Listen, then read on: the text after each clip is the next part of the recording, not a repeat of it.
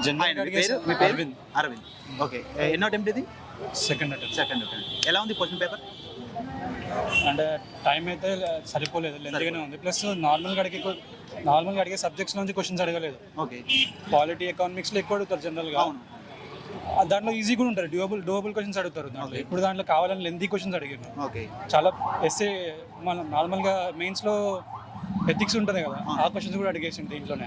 Okay, ఆ type of questions కూడా అడిగారు. అది కొంచెం కష్టం. అది అంత తక్కువ టైంలో అంటే ప్రీవియస్ ఇయర్ క్వశ్చన్స్ లో టచ్ కానీ కొత్తవి టచ్ అయ్యాయి. మోడల్ ఆఫ్ క్వశ్చన్స్ కూడా చాలా డిఫరెంట్గా అడిగేసింది అనమాట. ఎలా మ్యాచ్ ద ఫాలోయింగ్ ఎక్కువ అడిగాడా, పేర్స్ అడిగాడా, ఎలా అడిగాడు?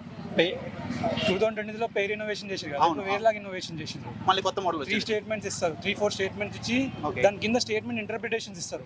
ఆ ఇంటర్ప్రిటేషన్ లో ఏది కరెక్టో చెప్పాలి మళ్ళీ. ఓకే, అంటే నువ్వు ఫస్ట్ లేయర్ చదివి, సెకండ్ లేయర్ చదివి, థర్డ్ లేయర్ లో వస్తుంది ఆన్సర్. ఓకే, మళ్ళీ ప్యాటర్న్ చేంజ్ అయింది ఇప్పుడు. కంప్లీట్ చేంజ్ అయింది.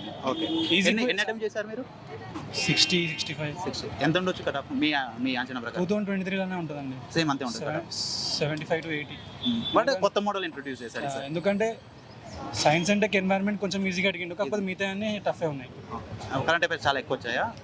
Current affairs average. కాకపోతే హిస్టరీ అడగడమే కొంచెం డిఫరెంట్ ఆక్వర్డ్గా అడిగింది అనమాట. ఎప్పుడు టచ్ చేయలేనట్టుగా టచ్ చేసింది. లైక్ ఋగ్వేద నుంచి అది ఎక్కువ అడగడం, ఎవరు చదవరు జనరల్గా. ఓకే, అంటే ఎవరు టచ్ అయిన పాయింట్లు ఎగ్జామ్లో. Okay, yes, thank you.